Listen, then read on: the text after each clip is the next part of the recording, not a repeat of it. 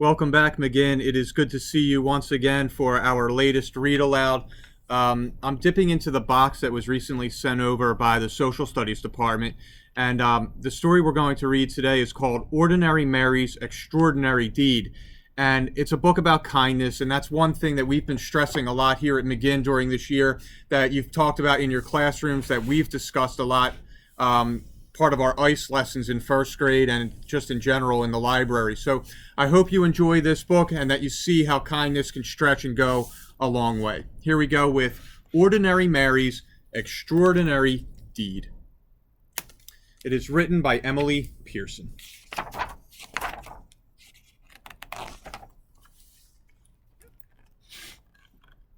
Ordinary Mary was so very ordinary that you'd never guess she could change the world. This ordinary kid? She did. She changed the world. One ordinary day, skipping on her way from her ordinary school to her ordinary house, she passed an ordinary vacant lot filled with ordinary bushes growing ordinary berries, ordinary blue and juicy, luscious, lovely berries. Well, Ordinary Mary picked the ordinary berries and brought them in a big brown bowl to Mrs. Bishop's porch. What? Left berries in a big brown bowl on Mrs. Bishop's porch? That sneaky kid. She did. This made Mrs. Bishop very, very happy, so she baked a big batch of blueberry muffins and thought of 5 people who might have brought those beautiful berries, then secretly gave each a plate. How great! 5 people got a plate. One of those 5 was her paper boy, Billy Parker. And when Billy saw his name on a note in the driveway on a plate, he quickly parked his bike and ate every crumb. Oh, yum, yum, yum, he ate every crumb. This made him so glad that the next 5 people got their papers on the porch and not in the bushes, where he often threw them. In fact, they were handed right to them. One of those 5 was Mr. Morey, who was so amazed that he smiled for 10 hours on the airplane, then said to 5 different people who had heavy bags, "Here, let me help you." He still smiled, and they did too. One of those 5 people was Mario, whose cranky little boy James stopped crying when Mr. Morey played peekaboo with him until their ride came. When he waved goodbye, Mario exclaimed, "How strange that a stranger would be so kind." And the next day when he was out shopping, once, twice, 5 times he did something nice for 5 different people, 5 times, without stopping. One of those 5 was Joseph, old and bent and gray, in front of him in line at the produce stand. When he said, "I guess I counted wrong.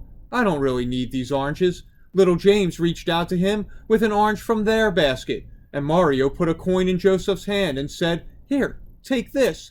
The oranges are on us." As Joseph shuffled to the bus, his heart was full, and his eyes were wet, and his hands did helpful things for the next 5 people he met. One of those 5 was Sahar, a college girl who was off to see the world and stopped at Joseph's shop. When her bag broke and her things fell all over the floor, she said, "Oh, what will I do?" Joseph said, "This is for you." And he gave her a new bag, woven with his own hands in red and purple and green. "Oh, thank you," she said. "It's the loveliest bag I've ever seen." When Sahar left, she felt sunny as noon, and she just had to shine on 5 people soon. One of those 5 was Sophia, whom she met on a boat, looking like the world might end, looking like someone without a friend. "What beautiful blue eyes you have," Sahar said, "and they're just the color of the flowers in your lovely dress." "Yes?" said Sophia. "Oh, yes," said Sahar. The beautiful blue eyes shed a happy tear, and when the boat trip was through, Sophia called 5 people to make them happy too. One of those 5 people was Tom, her son the doctor, who was having a very hard day. "Hi," she said. "I love you, Tom." "Well, how great to hear your voice," he sighed. "I always need my mom." Dr. Tom was so cheered up that on his next break, he bought a big bunch of bright balloons for 5 young patients, and he handed them out right then and there. One of those 5 was Peter, a little boy who went home from the hospital that very day. Gratitude for the big bunch of bright balloons filled him and thrilled him and spilled out of him and on to the next 5 people who came his way. One of those 5 was Eric, a teenage boy whose sacks and such were way too much. When one dropped on the sidewalk, Peter stopped his play and rushed over, saying, "Super Wheels to the rescue!" Well, Eric, no longer stressed, was very impressed and made a mental note that very afternoon to help 5 people, and to do it soon. One of those 5 was Di, his 10-year-old sister who didn't have many friends and was painfully shy. When Eric said, "Hey sis, want to come to the park and learn how to ride my skateboard?" she looked at him wide-eyed. "Serious?" she cried. "Sure," he said. And because of her brother, Di decided maybe she could be a friend to another 5 others. One of those 5 was Louise, a homeless woman who lived under the trees. She could hardly believe her ears when she heard Di say, "May my brother and I buy you a hot dog and a drink at that stand over there?" Could it be true? Someone actually cared? Cared enough to give her food and a smiley-faced ring that was practically new? Louise was so pleased that she decided that even though she had nothing, she would find 5 others and give them something. One of those 5 was Amara, who lost her wallet in the park.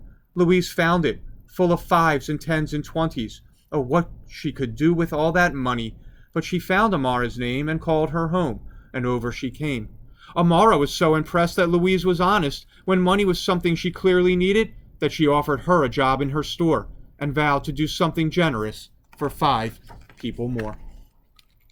One of those 5 was Kate, a woman on vacation who wanted to see a show she'd heard was a sensation. "Oh no," she said, "it's sold out, but I'm going home tomorrow," and her face filled with sorrow. Amara held out her ticket. "I live here," she said. "I can go anytime. Take mine." Kate loved the show and was so touched that she thought buying 5 presents for 5 people back home would be really fun. And one of those 5 presents was a little heart necklace for Mary, her niece, and you should have seen her eyes light up in surprise. Mary? What? Ordinary Mary? Yes, Ordinary Mary's extraordinary deed had come full circle, and on its way it had changed the lives of every person living. You see, when Mrs. Bishop made muffins from Mary's blueberries, not only the paper boy, Billy Parker, but the other 4 people too, made 5 people smile, and those 5 did too. And after a while, in only 16 days, love was sent to every person everywhere. Just see how it went.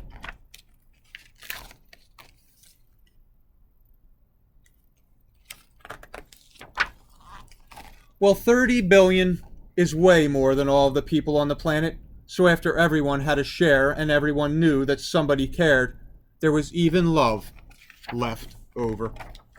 The world was changed, and thousands and millions and billions agreed it was all because one ordinary day, Ordinary Mary did a perfectly ordinary, stunningly, earth-shaking, totally extraordinary deed.